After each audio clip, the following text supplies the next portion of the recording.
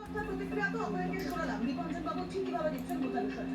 এর পাশাপাশি রাজনৈতিক বিশ্লেষক পর্যবেক্ষক রাজাগোপাল চক্রবর্তী তার সঙ্গেও আমরা কথা বলছিলাম। তিনি আমাদেরকে জানাচ্ছেন কোন পথে এগোতে পারে এই পরিস্থিতি।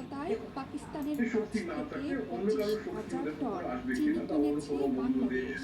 আগামী মাসে এই চিনি বাংলাদেশের চট্টগ্রাম বন্দরে এসে পৌঁছাবে।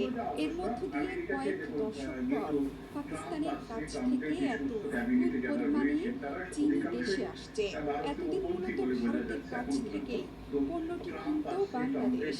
এক প্রতিবেদনে এই তথ্য জানিয়েছে পাকিস্তানি সংবাদ মাধ্যম দ্য নিউজ ইন্টারন্যাশনাল।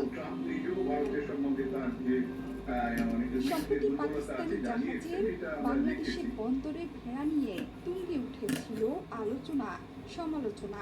জাহাজে করে চট্টগ্রাম বন্দরে ছিল সেটিও জল্পনা কল্পনা তুঙ্গে উঠেছিল, যা চলেছিল টানা এক সপ্তাহ ধরে। যদিও পরে জানা যায় জাহাজটি ছিল পণ্যবাহী। একমাত্র ওয়ালটন এসি দিচ্ছে 1 বছরের রিপ্লেসমেন্ট গ্যারান্টি।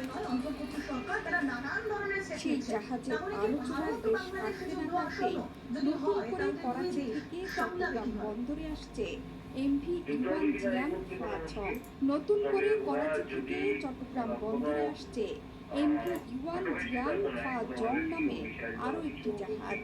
সেটি আসছে 19 ডিসেম্বর কন্টেইনারবাহী পণ্য নিয়ে ফেরার কথা রয়েছে চট্টগ্রাম বন্দরে।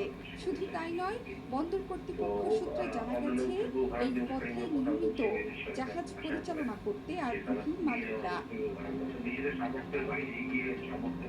এর আগে গেল 11 নভেম্বর প্রথমবারের মতো চট্টগ্রাম বন্দরে পৌঁছায় পাকিস্তানি জাহাজ। 370 একক পণ্যবাহী কন্টেইনার খালাসের পরদিন